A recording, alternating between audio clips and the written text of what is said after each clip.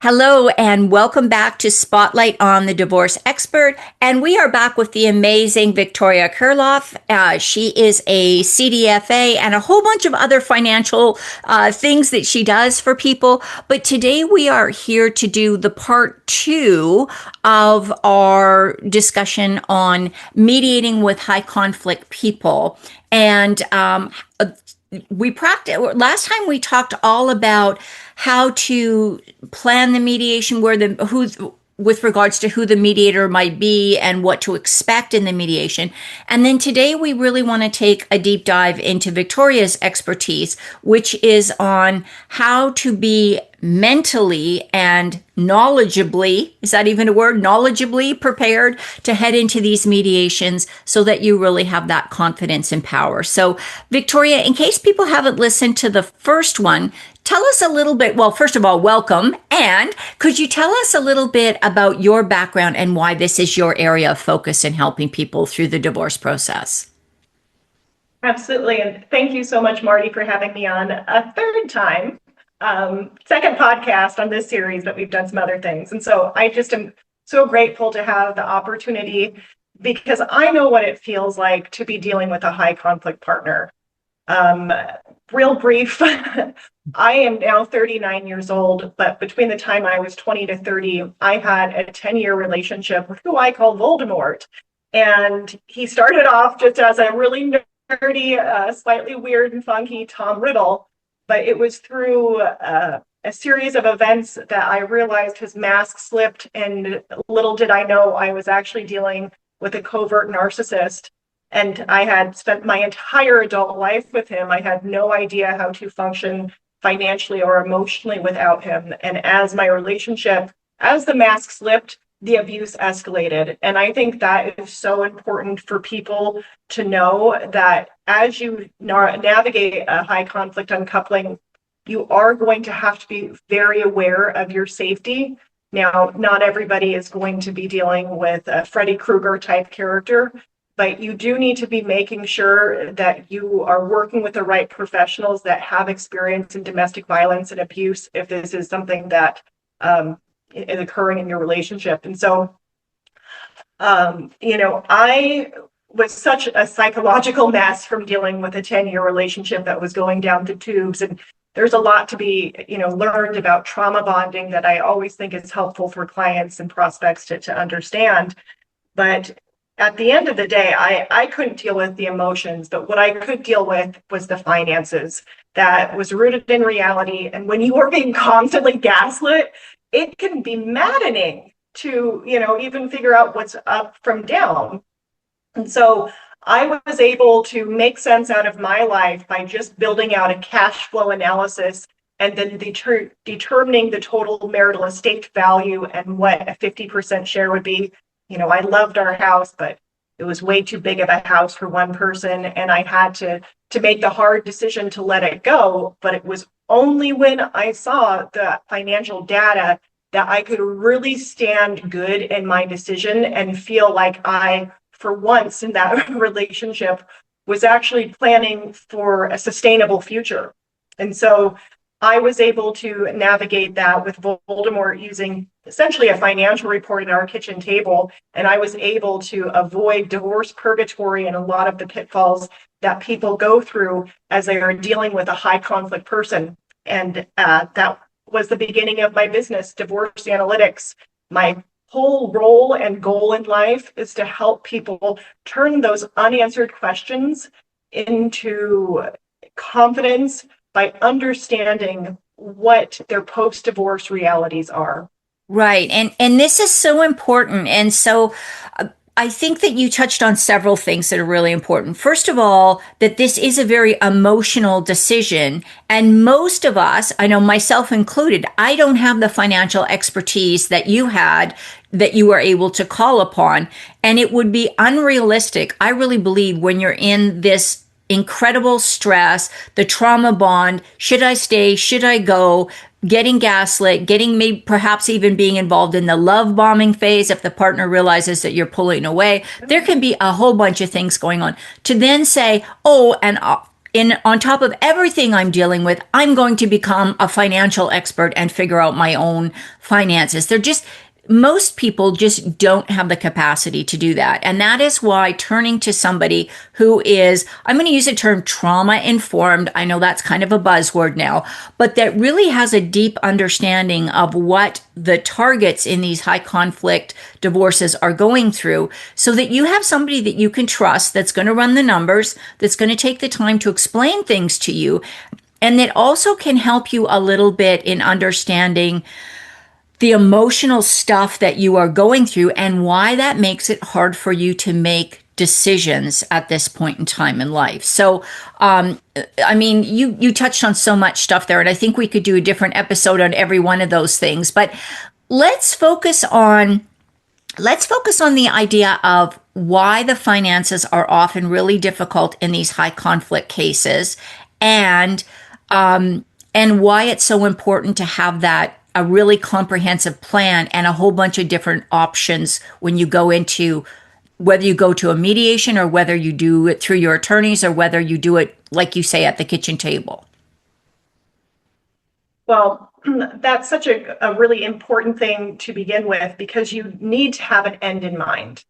These people, they get off on taking our power away.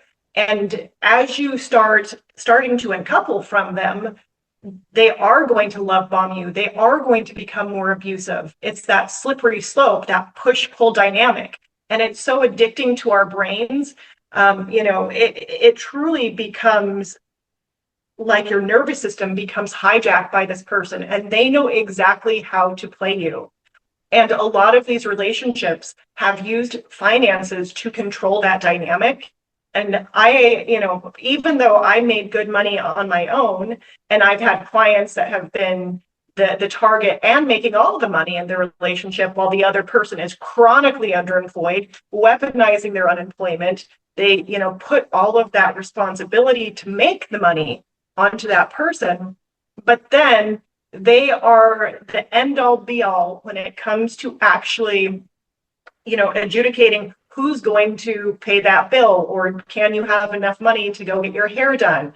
And so a lot of these marital conflicts that are occurring, obviously during the marriage, they are then going to get brought to the surface during the divorce. And so those control tactics tend to be one of the best and easiest ways the aggressor has to really push that target down. And so the way that they tend to do this is through just obfuscation, non-disclosure, or creating an alternative narrative, like alternative facts, right? Yes.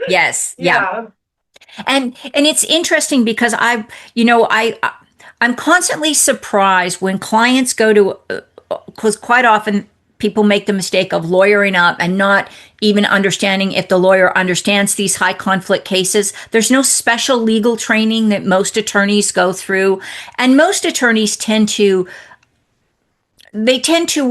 see divorce as kind of a business transaction. And I get that, because legally it's a civil, like you say, uncoupling, basically the same as you would do if you had a business partnership. But it's very different because of all this emotional dynamic that's going on. And unfortunately, a lot of attorneys go, oh, because quite often it is a woman, but it may be a man as well. They are just emotional about this. They're making it sound like the other person is really, this horrific person to negotiate with. And a lot of attorneys kind of feel like, we can handle this. We're expert negotiators. We've got some training in this. We can handle it. And unfortunately, they can't. And so they'll file motion after motion, and they'll try to compel the high conflict person to produce financial documents, and the high conflict person just ignores it. And there's no real teeth that come into this, because if they just keep ignoring it, they can keep kicking that can down the road for years. And that's the divorce purgatory that you get stuck in. Yes, so well put, because it's all about kicking that can down the road, because as they do that, guess what is happening? Nothing. And you are then either being punished or hoovered back in for them to try to contain and control the abuse. And so it really comes down to thinking about divorce as kind of like this horrible group project where you are going to have to do all of the work. And then they are going to have the audacity to come in and rip up the agreement and say, oh, what you did was wrong. But when you root it in documentation, they can't gaslight, they can't rip up the documents, because if there's an attorney involved, then the attorney is going to have to reconcile the facts and try to rein in their client. Now, this is where it can be very frustrating because, let's be honest, some attorneys are also high conflict people themselves. Right. And so they bring that element. And here's another big thing. Most attorneys don't actually get conflict resolution training. It's all about the litigation system and using the legal infrastructure to force negotiation. Well, while the system is set up to benefit the aggrieved spouse, it is in the high conflict spouse's wheelhouse because they aren't impacted by conflict like other people are. You know, when you go through any type of legal action, it's terrifying. And meanwhile, these individuals, they are used to suing people or being sued right and left. And so it's just a normal way of doing business. And it really comes to equalize the power by having documentation to keep the conversation focused. Otherwise, what ends up happening is that they are going to use mediation to talk about, you know, that one time that you did some alleged wrong, instead of focusing actually on what needs to be discussed, which is the cash flow and the property division. Right.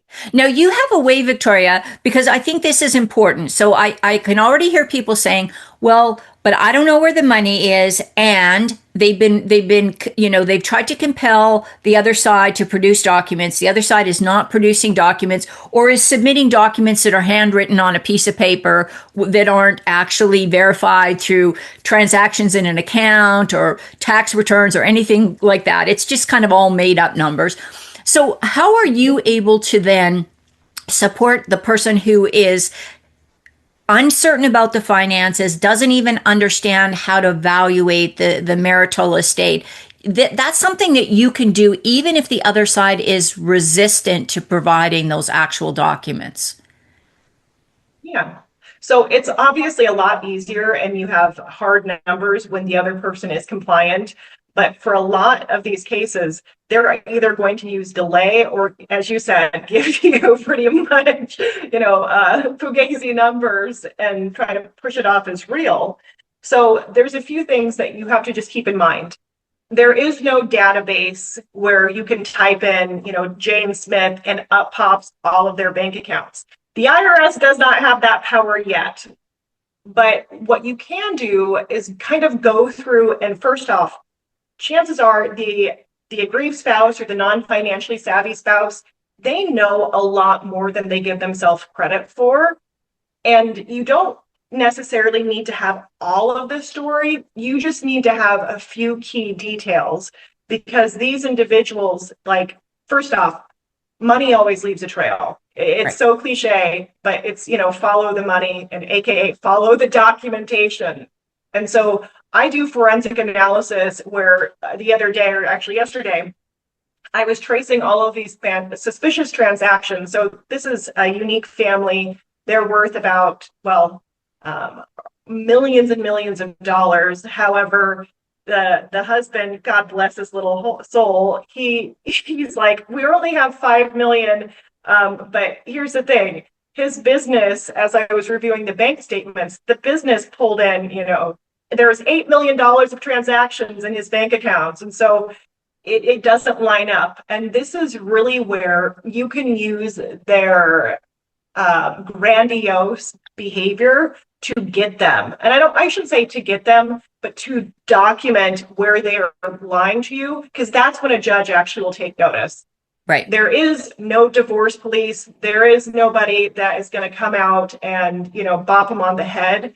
And so you have to essentially build the documentation of this action if you have to, deal with going in front of a judge to get them to compel or potentially to sanction or to levy a judgment against the person who's not complying. And so you then, what I have done in the past, in this case, what we're doing is that the husband there's a financial disclosure that's a part of every single divorce in the United States.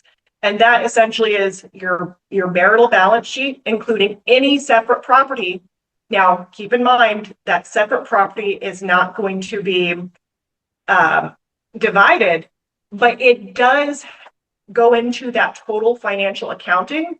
So in this situation, you have to determine what's marital and what's separate, but you can also then, if there's transactions that aren't disclosed, if there's any separate property that is not disclosed, that is a very bad look. Right. And you can also, gain, now this is if you have bank account statements from the other person, but money, if it flows into an account, it's going to flow out. And so you just have to kind of match the transactions and see, okay, you have all of these accounts that you know, and if there's any transactions to, separate accounts that aren't disclosed, ding, ding, ding. Yeah. There's, evidence for this person actually committing perjury, and that's when you create leverage. With these people, it's 100% about creating leverage because they're not going to just come to the table because they want to help you out. Right.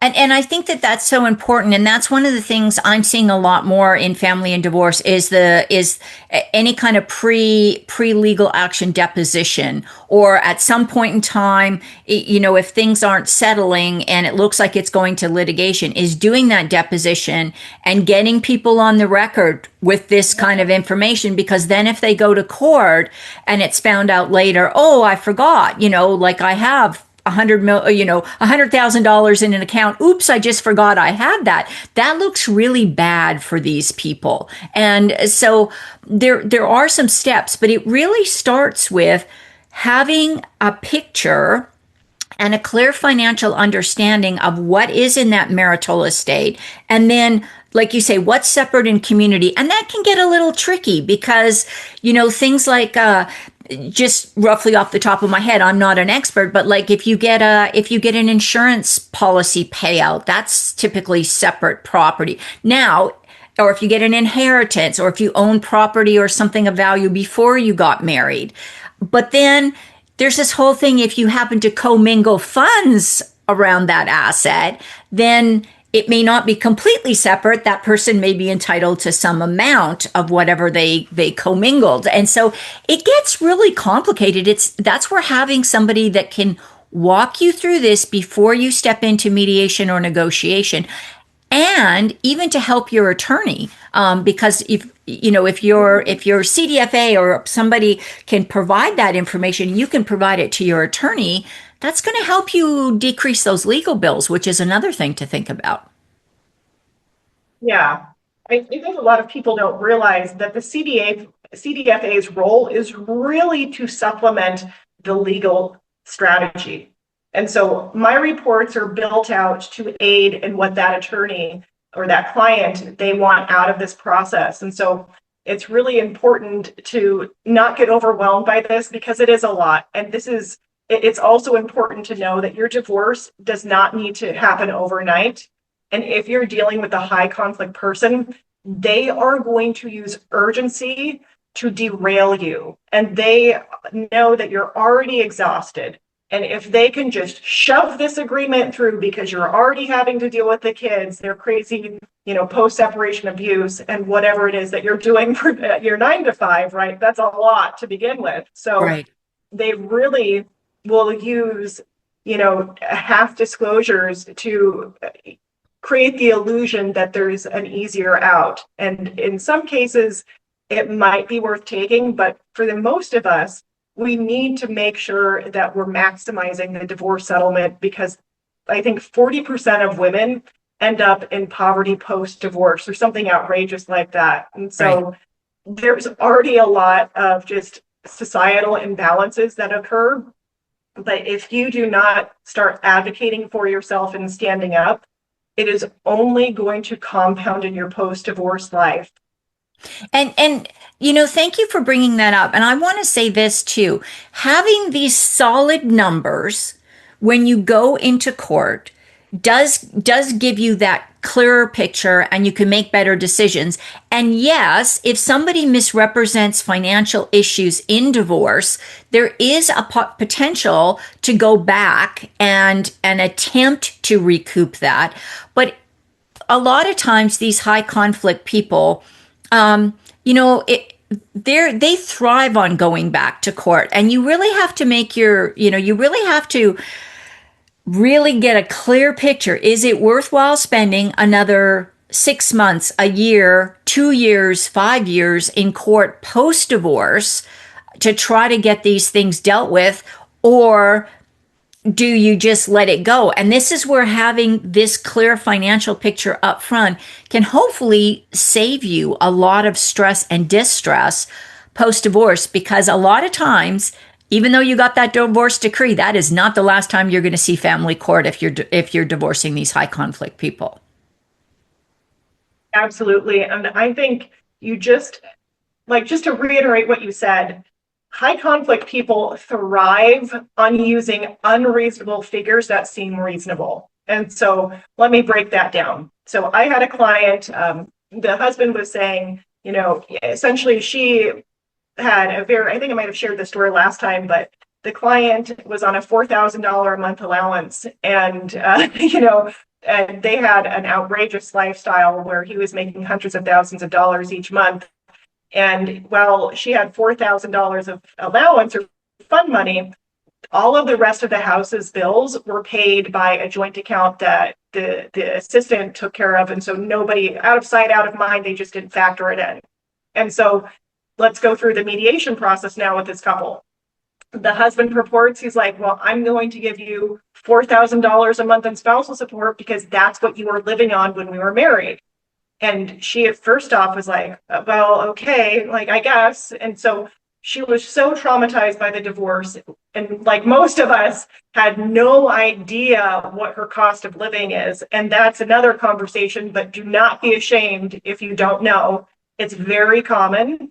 And so now is the time where you have to know, because she was then able to bring me on board, and we realized that her burn rate was a lot higher than that.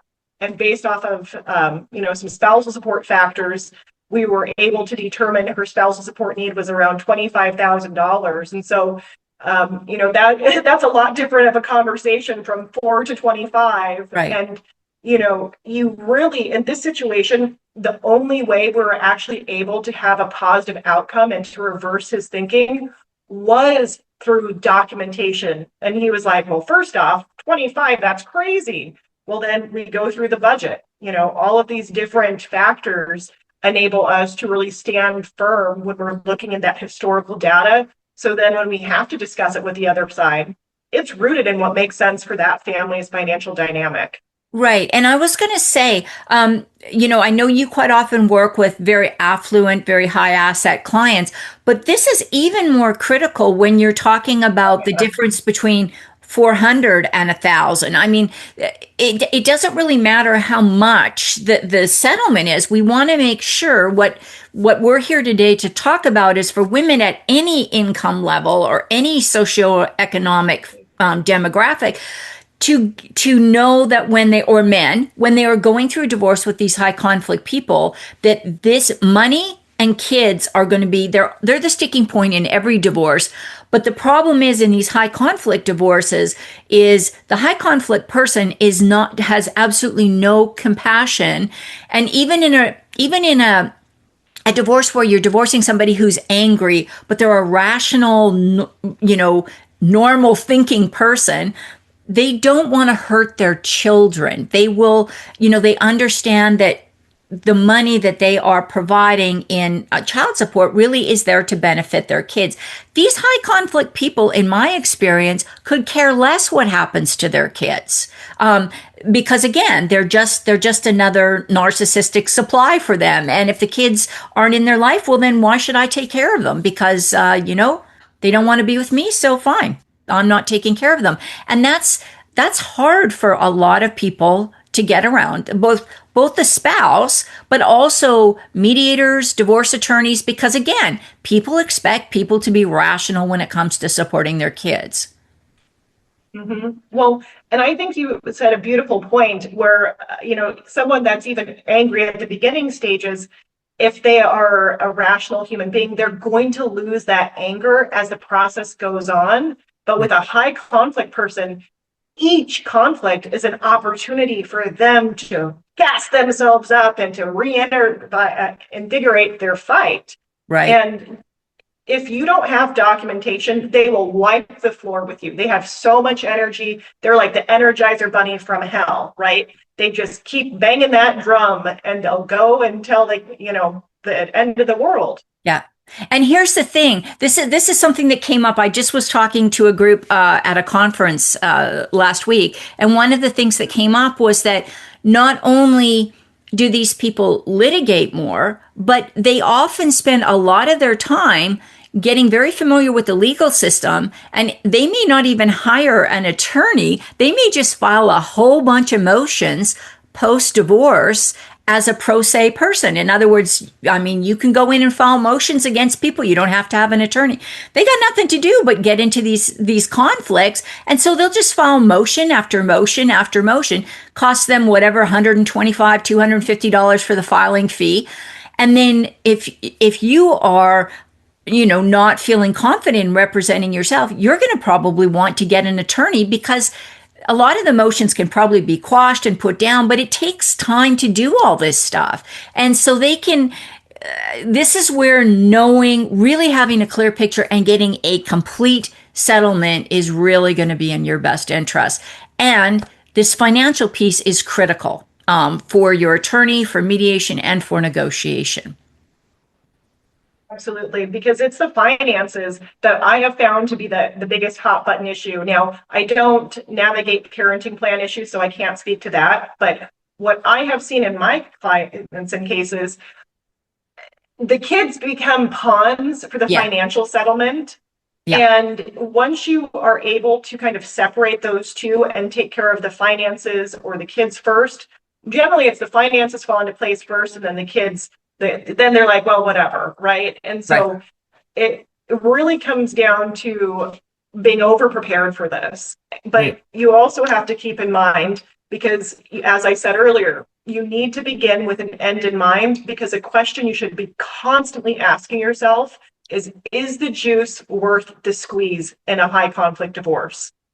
And so what that really means is that if I pursue every little nick and cranny and every dime and cent that you could potentially have legal claim to, what is that going to get you in the end, though? Because they might make this process so miserable that it far outweighs the benefit, and the amount of money you have to spend on an attorney just gets to be unreasonable. And so you have to identify what your main objectives are. And you have to also know that these are not normal people, right? They want to have wins. They smell that there's, they're like a shark. There's blood in the water, and they want to find out where it came from so they can rip a leg off. So what you have to do is throw an artificial leg out into the ocean with some chum. Right. And so what this looks like in divorce is actually creating, what I like to do is 3 different levels of proposal. And so after we define the variables, we start building out what a property division proposal would be. And so it breaks down into these 3 different layers. The first thing, and it's really more to help you identify, but what you would get in your ideal dream scenario. The second is going to be a win-win compromise. And then the third is your bottom dollar. And so this is where people, I would say, the third, your bottom dollar, is probably the most important to know, because even if for whatever reason lightning strikes and they do propose a fair settlement, if you don't know your numbers, you won't be able to feel good in accepting it, especially when there has been a long trail of financial abuse and infidelity and just downright coercion. Right? You are going to be very apprehensive of that and think, well, they must be hiding something. And so you really have to take a step back and figure out what's meaningful to you and how, what's the bottom line, so you can then build out the rest of your proposal. And so you begin, if you're the one that's making the first proposal, right? give them some wins, right? What is that artificial leg in the water with some chum? And you have to help them get psychologically set up to feel like they're getting something ahead of you. And Right. so if you can be very mindful and methodical, that is really the only way to do this. Otherwise, it's going to feel very aggressive and rough. Yeah. So the Yeah. more you can think about that. I think that's a great, I love that idea of those proposals. And I think that, in mediation, we call that the whatnot. That's the very lowest level, the worst alternative to a negotiated settlement. That's where you want to make sure that you know where that number is. And as long as you get something above that, walk away and consider it a win. I think that's really fantastic. Victoria, we are out of time. As always, these conversations go so quickly. You do have a gift for people. Can you just tell us a little bit about that? Yeah, I am happy to present to you guys my divorce goals workbook. So this is really to reiterate the fact you need to begin with an end in mind. And so I am a believer that divorce also is a 4-phase event. There is an emotional, social, financial, and finally legal phase you'll go through. And the divorce goals workbook will actually help you set up goals and objectives for each phase so you can keep your eye on the ball and really, start to heal and decompress from this trauma. Otherwise, your relation or your divorce is just going to be a mirror of your relationship, except now you'll have the financial stress of redeveloping and reestablishing your life to navigate. And so you can download that from my website, and I think the link is in the show notes. It is. It will be. And just give us your website. So if people are looking for you, they can find you. And again, this will be in the show notes as well. Yeah, just to reiterate, my name is Victoria Kirilloff. My company is Divorce Analytics. You can find us online at divorceanalytics.com and on Instagram. Oh, and also this information has been for general educational purposes only. This is not a client professional relationship. If you do have specific information, reach out to a legal, tax, a financial professional. And with that, thank you so much, Mardi. This has been a pleasure. I always enjoy our time together, and it does go by too quick. Thank you. And thank you for putting that disclaimer in. I was just getting ready to say one as well. So there you are. We're on the same mental wavelengths here, Victoria. So thank you, Victoria. As always, I think this is really insightful and really helpful for people. And it is, if you're going through a high conflict divorce, having a team is going to be really critical for you to come out of this and be at the strongest place that you can be post-divorce. It's going to take some healing after divorce to get through this as well. Not going to lie about that, but to have that, you deserve to have what you deserve to have under the law in your jurisdiction. And so that financial piece is really important. So if you like this video, please leave a comment, like, and subscribe. And do check out my first video with Victoria, first spotlight on the divorce expert. I will make sure these two are linked so you can find them easily. Take care and have a wonderful